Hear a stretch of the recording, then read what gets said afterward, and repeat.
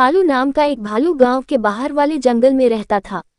वह देखने में जितना काला कलूटा था, मन से उससे भी अधिक काला था। ऊपर से मीठी मीठी बातें करता था और मौका मिलते ही उन्हें चट कर देता। छोटे जानवर तो प्रायः चिकनी चुपड़ी बातों के जाल में फंस ही जाते थे।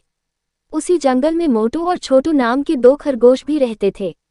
देखने में वे जितने छोटे थे, अक्ल में उतने ही अधिक बुद्धिमान। उन दोनों में दोस्ती भी खूब थी। दिन भर दोनों मिलकर उछल कूद मचाते और खेलते रहते।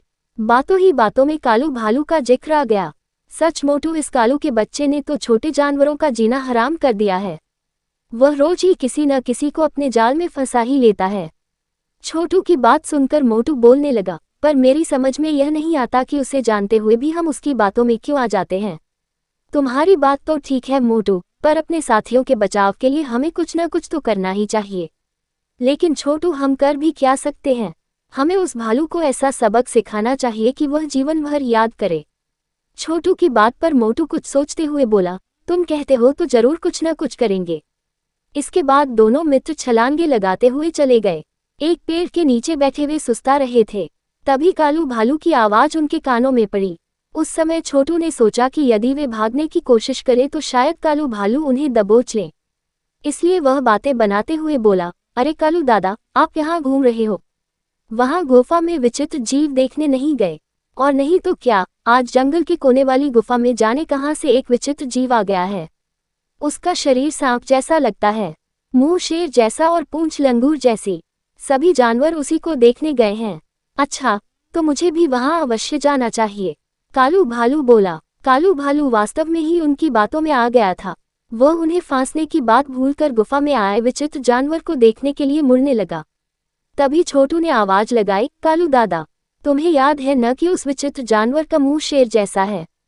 उसका मुंह देखकर डर मत जाना। आप ध्यान से गुफा में घुसकर उसे अच्छी तरह से देखना, बड़ा आनंद आएगा आपको। छोटू की बात सुनकर कालू अकड़ते हुए बोला, शेर का मुंह तो क्या, वह असली शेर भी हुआ तो मैं डरने वाला नहीं। इतना कहकर कालू भालू विचित्र जानवर को देखने की उत्सुकता में गुफा की ओर चल पड़ा। उसी समय मोटू और छोटू खरगोश भी दौड़ते हुए दूसरे रास्ते से गुफा के पास पहुंचकर छिप गए।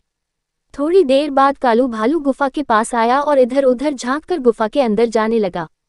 सामने ही शेर का मुंह देखकर वह मन ही मन सोचने लगा कि वास्तव में ही वह विचित्र जानवर होगा।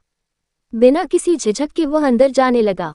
कुछ ही क्षणों बाद कालू भालू गिरता पड़ता गुफा से बाहर की ओर दौड़ता आ रहा था। बेचारे के शरीर पर कई जगह गहरे घाव हो गए थे। कहो कालू दादा, देख लिया विचित्र जानवर? छोटू ने पूछा तो मोटू भी बोल पड़ा, अब तक तो तुम बातों में फंसाकर छोटे जानवरों को मारते थे, आज तुम खुद भी बातों के जाल में फंस ही गए। कालू भालू की दोनों टांगें इतनी बुरी तरह घायल हो गई थी कि अब वह ठीक से चलने लायक भी नहीं रहा था। असल में जंगल के कोने वाली गुफा में कुछ समय पहले ही एक शेर रहने लगा था। कालू भालू को इसकी जानकारी नहीं थी। उसी का लाभ उठाकर मोटू और छोटू खरगोश ने उसे यह सबक सिखाने की सोची थी।